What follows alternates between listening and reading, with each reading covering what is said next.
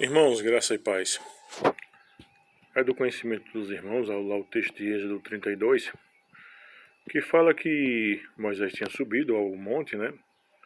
E estava demorando a descer. O povo olha para Arão e diz: Olha, esse homem que nos tirou do Egito demora a descer. E o povo começa a pressionar Arão, e no fim dessa pressão toda é construído um bezerro de ouro. E o texto nos fala algo que Arão diz a respeito desse bezerro de ouro. Eis aí, ó Israel, os teus deuses que te tiraram do Egito. E a Escritura diz que o povo começou a dançar, trouxe sacrifícios pacíficos, e o Senhor Deus vendo tudo isso. O que é que eu quero destacar hoje de manhã para a gente refletir um pouco? Primeiro, uma coisa. O povo tinha desprezado o modo pelo qual o homem, melhor dizendo, pelo qual Deus tinha, através dele, libertado o povo do Egito. Esse homem foi Moisés. O povo disse: esse homem demora muito a descer do monte. Fazem pressão sobre Arão. Arão cede à pressão, constrói bezerro de ouro, não é? Apsu. E tem uma fala a respeito do bezerro de ouro. São estes, ó Israel, os deuses que te tiraram do Egito. Aqui a gente tem algumas questões, irmãos, que precisamos parar e refletir. Quando as pessoas fizeram isso, e quando elas tiveram a resposta positiva de Arão, elas se alegraram, elas dançaram, elas trouxeram ofertas pacíficas. O próprio Arão disse: eis aí os teus deuses que terá do Egito. Logo abaixo é dito que amanhã será festa para o Senhor. Arão usa o termo Senhor, certo? Então, o que é que a gente percebe dessas questões todas, né? Desse breve texto de Êxodo? Primeiro, um povo que não quer mais se submeter à palavra de Deus, porque o povo sabia que não se deveria fazer imagem de escultura. Segundo, um sacerdote que naquele momento se tornara infiel, de sorte que ele vai fazer esse bezerro de ouro. Ele vai materializar o desejo do povo. Terceiro, a reação psíquica do povo diante do seu desejo materializado. Eles se alegram, eles fazem festa, e eles agora vão seguir aquela nova diretriz do Arão. Então observa uma coisa cá. Hoje em dia nós temos pessoas que desprezam o ensino claro das Escrituras. Nós temos pessoas que acabam fazendo seus deuses particulares. Quando não fazem seus deuses particulares, fazem uma caricatura do Senhor Deus. Aonde as instruções que o Deus Todo-Poderoso deu, através das Escrituras, são desprezadas. As pessoas não querem mais o Deus das Escrituras, as pessoas não querem mais as revelações do Deus da Escritura. E sim, o construto que elas fizeram. O construto que elas idealizaram, e através da materialização desse ideal, desse construto, elas se alegram, elas são felizes, e elas apresentam isso como uma evidência de aceitabilidade de sua adoração. Veja o círculo vicioso.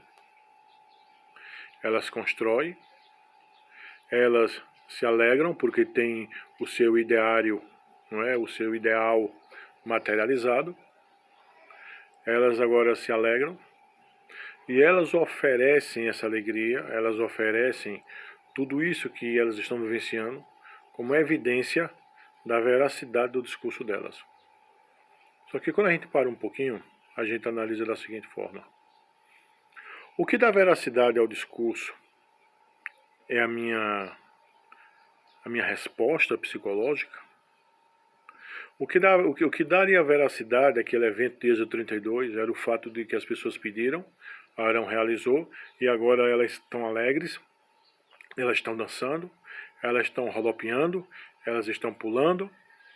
Será que isso autenticava a veracidade do discurso? Quando você continua lendo o texto de Êxodo 32, você vai ver que não é isso que acontece. O Todo-Poderoso não aceita aquilo, porque o Todo-Poderoso já tinha determinado que não se poderia fazer imagens. Então, o que é que a gente aprende com isso? Eu, agora de manhã, né, fui comprar manteiga e bolacha, né? E entrando lá no mercado, no setor da padaria lá, eu escutei uma jovem falando o seguinte, né, dizendo que ontem estava triste e foi para determinada igreja e o pastor, de forma aleatória, o chamou para louvar. E ela, quando vai subindo chorando, e ela, quando começa a louvar, a igreja entra na unção, entre aspas, unção, e muitos começam a pular, rodopiar, falar em mistérios. Isso me lembra muito lá o texto de Êxodo. Por quê? Primeiro, porque a Escritura estabelece que o nosso culto tem que ser racional. Segundo, que em um lugar onde a palavra de Deus não é expressa da forma correta, não é expressa da forma devida, o Espírito não atua. A Escritura vai dizer que nenhuma verdade procede jamais da mentira, como também o seu contrário é verdade, né? Nenhuma mentira jamais procede da verdade.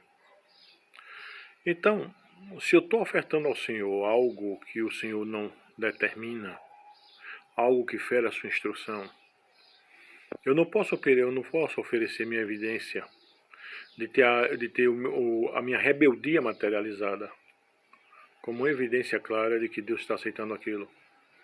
De hipótese nenhuma. De hipótese nenhuma. Eu preciso recorrer para as Escrituras para saber que o que eu estou ofertando é aceitável ou não. Aqui eu não quero discutir o fenômeno religioso da jovem. Ela experimentou de fato de verdade alívio psíquico. O que ela descreveu, se ela não mentiu, se ela não aumentou, é verdade, porque ela percebeu isso, ela viu pessoas rodopiando, pessoas falando mistério. A questão não é o fenômeno religioso em si. A questão não é o evento materializado em si. A questão é, essas evidências que são apresentadas comprovam a veracidade da fala do Senhor Deus, do tipo de culto que Ele quer? Grande questão é essa. Grande questão é essa. Então vamos pensar um pouco, vamos ter cuidado em não desprezar a palavra de Deus, em não desprezar o mensageiro da palavra de Deus e ter também cuidado para que as evidências que são apresentadas, se elas estão refletindo, se elas estão abalizando, não é? Se elas estão concordando, se elas estão ratificando o discurso das Escrituras. Evidência que não corresponde ao discurso da Escritura, em si, ela pode ser real. Porque quem está dizendo, quem passa, quem sente, aquilo é real para ele. Entretanto, é evidência que não está de acordo com as Escrituras, não corresponde ao discurso das Escrituras, não passa de operação do erro. O texto lá de Tessalonicenses é claro. Por darem crédito à mentira, Deus lhe envia a operação do erro. E a característica da operação do erro é através de sinais, prodígios da mentira.